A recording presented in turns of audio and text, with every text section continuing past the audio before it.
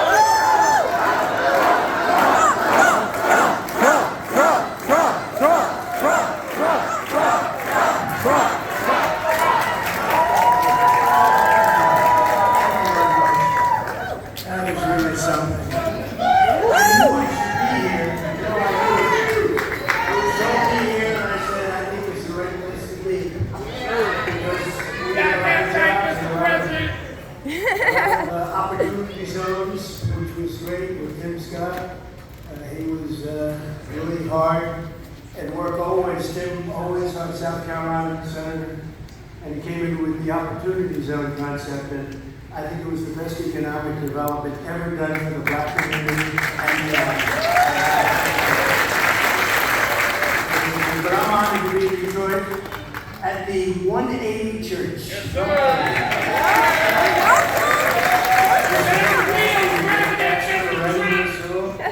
For hosting us, I want to thank Lorenzo for hosting us and for all the work he's done to serve the people of this community. I hear he's phenomenal. Where is Lorenzo?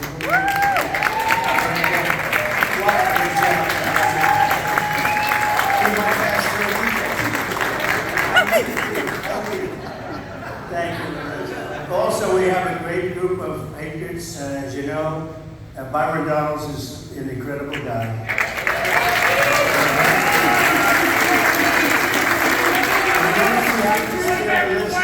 Potential vice president. You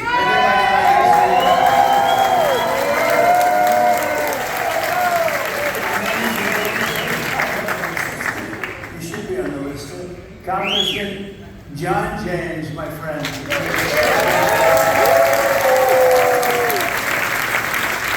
Thank you, John, very much. Great job you're doing too, by the way. And I heard you have no trouble. You're gonna just breeze right through it. And you should, because you've done a fantastic job. Former secretary and my really good friend for a long time, Ben Carson, Dr. Ben.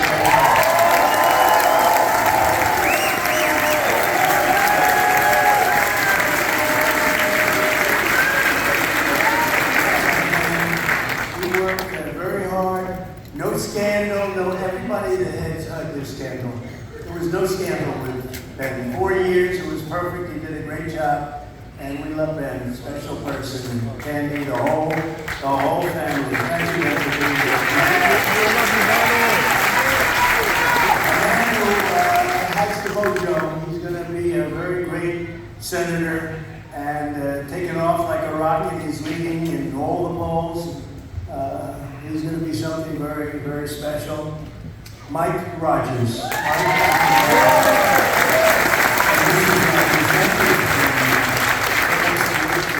That was an easy endorsement for me.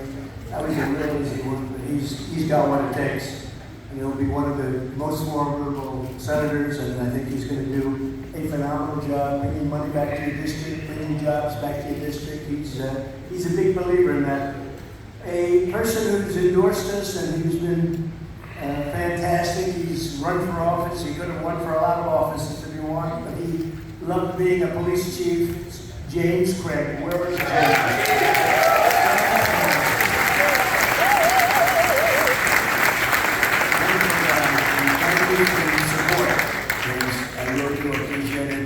Michigan GOP chair, a friend of mine also, an incredible politician at the time, and he left. He didn't lose. He left after a while, and he went on to big things, including being an ambassador.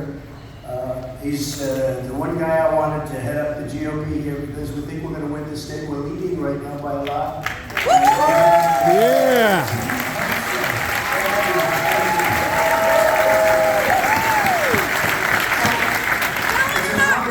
It's a very important area for us. We've done more for, and I say this, I say it proudly, more for the black population than any president since Abraham Lincoln.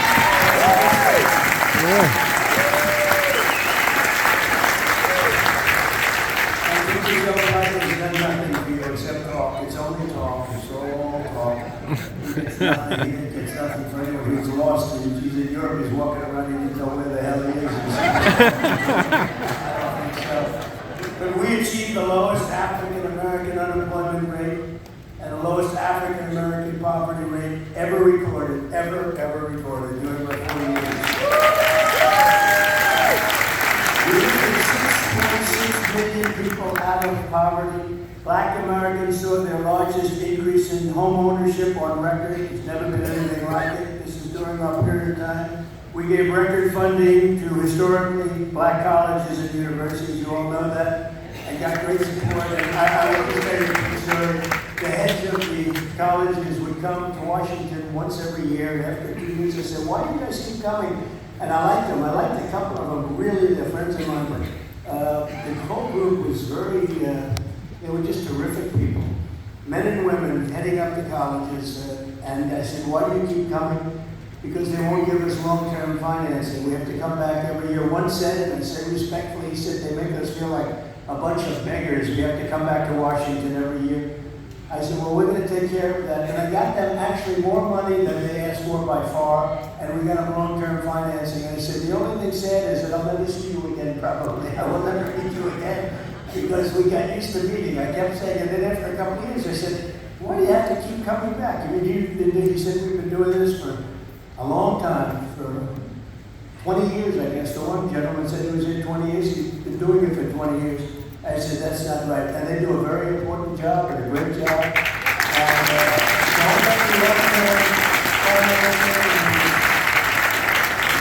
And I think all of them are voting for Trump. I don't know. I can't say maybe, but I'd say 99% of them. And if they aren't, I don't know what the hell the other side did, but we'll start an investigation or something. We passed historic criminal justice reform, something that they've been after, people have been after for mostly the black community for years and years. And to get it done, they needed me. And as you know, President Obama tried. Biden doesn't even try. Well, he doesn't have to because we got it done, but we're going to get it improved. But President Obama tried, was unable to get it done. You needed conservative votes, and I got conservative votes, and we got criminal justice reform done. Nobody else.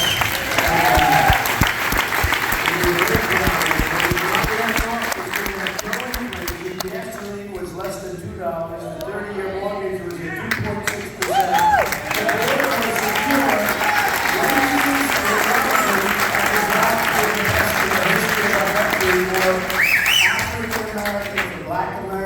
Jobs were the best in the history of our country. Other than that, what did I do? Not that much. Not that much. Now watch, the press will put that on. I didn't do that much. That's why they have the fake news. You understand the problem with that fake news. So Biden, on the other hand, Biden wrote the devastating 1994 crime bill, talking about super predators. That was Biden. You know, he walks around now talking about the black vote. He's the king of the super predators. And he wrote the 1994 crime bill that you talk about so much. I guess everybody here knows about that. Especially if you happen to be black. And he was the one with the super predators. So just please remember that when you think you're going to vote Democrat, because you should vote Democrat. Biden's replacement.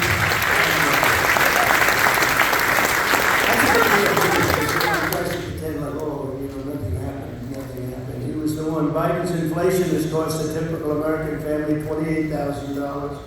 Millions of illegal aliens are pouring in and they're taking your jobs. The black community is being hurt more by the illegal aliens, 16, 17 million. They're taking your jobs. You're down 6-7% from where you were just 3 years ago with me. And it's going much lower because millions and millions of people are coming into your communities. It's no longer every state is a border state. You've heard that. But they're coming into your community and they're taking your job. They're affecting the African Americans, and then after that, the Hispanic Americans more than any other group. And they're also affecting unions because unions are starting to lose their grip because of it. They've never seen it. We're being inundated. Think of it. Millions of people are coming in from prisons, from mental institutions.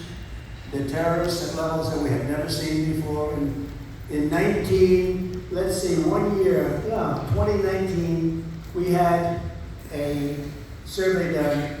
How many terrorists were coming in? That was a Trump year, 2019.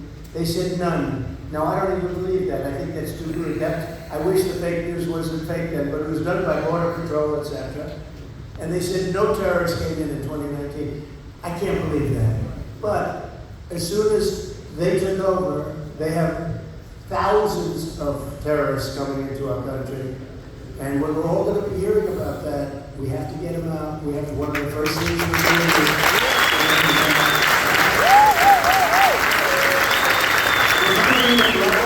never seen before. I say that by the time we get him out, and again, he's the worst president in the history of our country. And you know what? He's been the worst president for black people. He's been the worst president for Hispanic people. There's never been anybody so bad. And remember what I said about the crime bill. Under Biden, real wages for African American workers are down 6%. That's the biggest decrease ever in a short period of time. We're down 6% since he took over. 100% of the net jobs created under Biden have gone to the illegals. Did you know that? 100% of the jobs created have gone to illegals. And then you're supposed to vote for this guy. And he doesn't know the difference. You're not talking about him. You're talking about people that control him. Fascists, communists,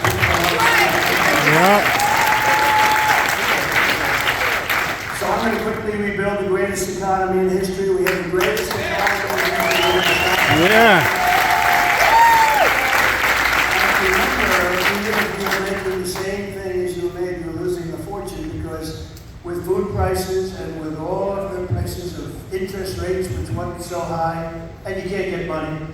But with interest rates, housing costs, rent costs, all of the different costs, you're talking about 30, 40, and even 50% depending on what items you want to use.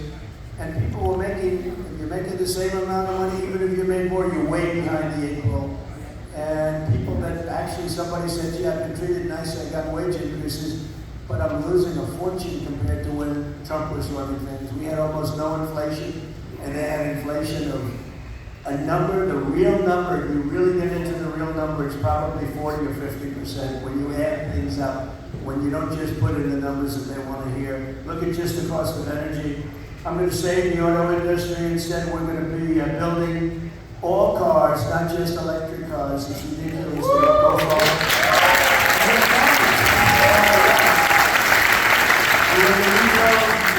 we're going to get the car companies under Biden. You're not going to have any more car business, and whoever Sean Fain is the head of the union, I can tell you the United Auto Workers are voting for Trump. This guy went along with this ridiculous concept of switching over to all electric cars. They were all going to be made in China. They're very expensive, and they don't go far. They don't go far. So we're going to end that on day one. We're going to end that mandate. And if you want an electric car, you'll absolutely get it. But you'll get gasoline, and you'll get hybrids, you'll get whatever it is. Yeah. The invasion of our country, it's an invasion of your jobs. They are taking away your jobs when they pour in. And it makes sense. I mean, it makes sense. They're taking away your jobs. We'll bring back public safety and defend our communities for law-abiding American citizens. We need, look, the crime is most rampant right here and in African American communities, and more people see me and they say, sir, we want protection. We want police to protect us. We don't want to get robbed and mugged and beat up or killed because we want to walk across the street to buy a loaf of bread. They want it so bad because the fake news doesn't talk about it. But the black population wants law enforcement more than any other population. So I think it's important. And I'll keep the radical left-wing gender ideology away from our Yeah. Yes, sir. Yeah, talk.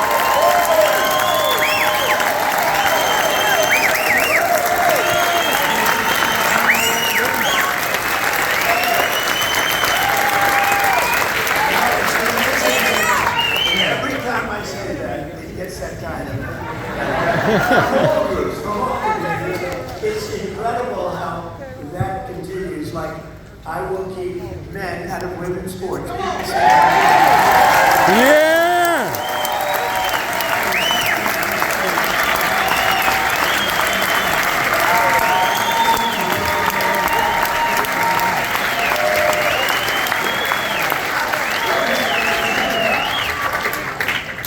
We will close the borders. They will be closed tight.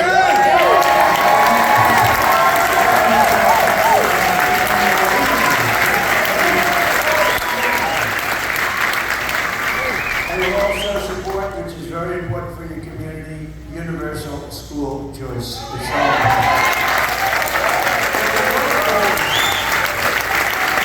With all of that, I want to just say, everybody, it's been an honor to be here. It's an incredible place. I have a lot of friends here, and we're going to do things. We're going to bring back the auto industry. The best thing we can do is bring back the auto. Yeah. If you look at what Congress done, when we created, we got rid of NAFTA, the worst trade deal ever made, and we did the USMCA, that's Mexico, Canada, the best trade deal that's ever made in this country. Actually, the trade deal I made with China was just as good or better, but I don't talk about it because of the COVID, what they brought upon the China virus. Has anyone ever heard of the China virus? Not as accurate as possible. But we made great trade deals, but the USMCA gave us something that was very special. And if you look right now, they're building massive auto plants in Mexico, and they think they're going to build automobiles and they're going to send them into our country and get rid of all your jobs in Michigan and get rid of all your jobs all over the country, your auto jobs. They're building the biggest auto plants anywhere in the world right now in Mexico, fairly close to the border. And let me tell you, those cars aren't coming into this country unless they pay a massive tariff, because we want those plants built in our country, not in that country. Yeah.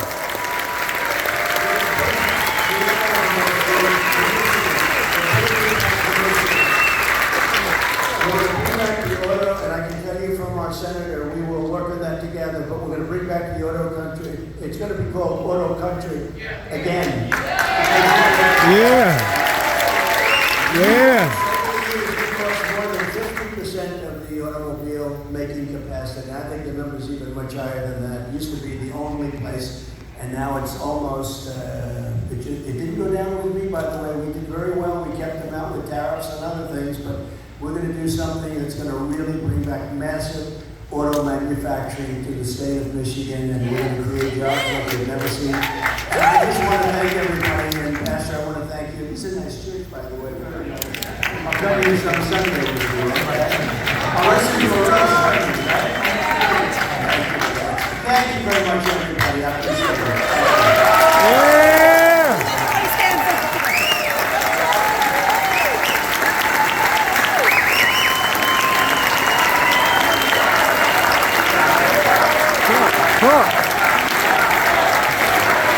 Talk.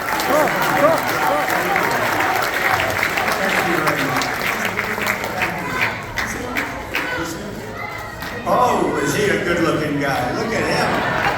Wow. He's a beauty. Well, Mr. President, we have a lot of great community leaders here. Again, thank everybody for being here. I want to turn to Itasha Dotson. Itasha, tell us about your story and what's going on here. You're a mother, you're a